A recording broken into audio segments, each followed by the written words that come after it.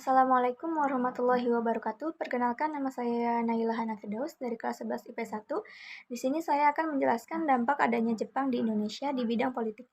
Dampak positifnya itu ada 3. Yang pertama, Jepang membentuk BPUPKI dan PPKI sebelum kekalahannya. Yang kedua, semangat anti Belanda saat penjajahan Jepang meningkat sebab Jepang sangat mendukung sikap tersebut. Yang ketiga, membuka pintu bagi para tokoh-tokoh atau lebih tepatnya memanfaatkan tokoh penting bagi kepentingan Jepang. Dampak negatifnya ada 3 juga, yaitu yang pertama, Jepang melarang kegiatan yang berbau politik. Yang kedua, pemerintah Jepang membubarkan organisasi-organisasi politik yang sudah ada. Yang ketiga, Jepang melarang adanya perkumpulan atau orang-orang yang mengadakan perkumpulan. Jadi untuk dampak negatif bagi Indonesia saat ini tidak ada pengaruhnya, tetapi merupakan dampak pada masa penjajahannya. Assalamualaikum warahmatullahi wabarakatuh. Perkenalkan, nama saya Rimala Safana. Di sini saya akan menjelaskan tentang dampak penjajahan Jepang di Indonesia dalam bidang sosial. Jadi yang pertama ada sulitnya komunikasi antar pulau atau luar negeri dikarenakan pihak Jepang yang saat itu berwenang mengendalikan komunikasi. Yang kedua ada kebijakan Seikere atau penghormatan pada Kaisar Jepang dengan membungkuk 90 derajat tiap pagi ke arah matahari terbit. Dan yang ketiga ada kebijakan Kinrohoshi, yaitu tradisi kerja bakti secara massal pada masa pendudukan Jepang.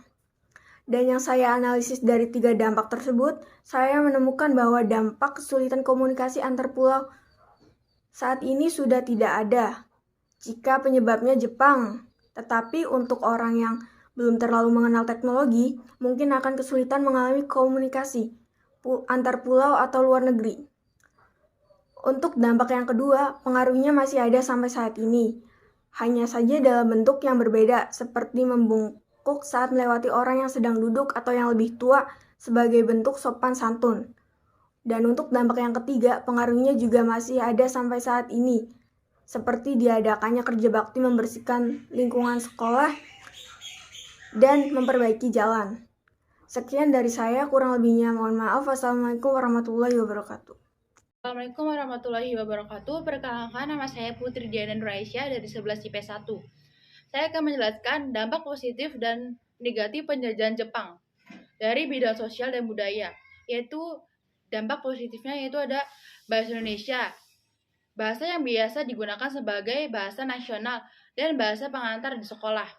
Penggunaan bahasa Indonesia sebagai bahasa pergaulan sehari-hari di kalangan pribumi justru menjadi sarana persatuan yang tidak disadari pemerintahan Jepang. Yang kedua yaitu agenda pelatihan militer dan semi-militer yang menjadi bekal rakyat Indonesia dalam menghadapi peperangan dan cikal bakal militer Indonesia. Yang kedua itu ada dampak negatif. Dampak negatif itu sendiri ada penguasaan terhadap perkebunan dan pertanian pemerintahan Jepang, menguasai serta menyita harta milik musuh. Dalam hal ini Indonesia dengan menyita perkebunan, bank, pabrik, dan perusahaan vital. Yang kedua adalah penguasaan terhadap keuangan dan perdagangan. Pemerintahan Jepang berusaha mempertahankan nilai gulden atau rupiah Hindia Belanda. Sekian presentasi dari saya, kurang lebihnya mohon maaf. Wassalamualaikum warahmatullahi wabarakatuh. Assalamualaikum warahmatullahi wabarakatuh. Nama saya Fikrananta Fauzia. Saya akan menjelaskan tentang dampak di bidang ekonomi. 1. Didirikannya KUMYAI, yaitu koperasi yang bertujuan untuk kepentingan bersama. Hal ini juga pada masa sekarang, yaitu adanya koperasi desa, koperasi yang menyediakan kebutuhan masyarakatnya. 2. Adanya krisis ekonomi karena disalurkannya uang secara besar-besaran. Hal ini terjadi juga pada masa sekarang. Pada zaman penjajahan, Jepang meminta bahan-bahan pokok. Pada masa kini, Jepang mengirimkan kebutuhan teknologi kepada Indonesia. Karena itu, Indonesia juga membayar, akibatnya terjadi juga inflasi. 3. Jepang menerapkan sistem pengawasan ekonomi secara ketat dengan sanksi pelanggaran yang sangat berat. Dampak tersebut merupakan hanya ada pada zaman penjajahan, tetapi di masa sekarang tidak ada.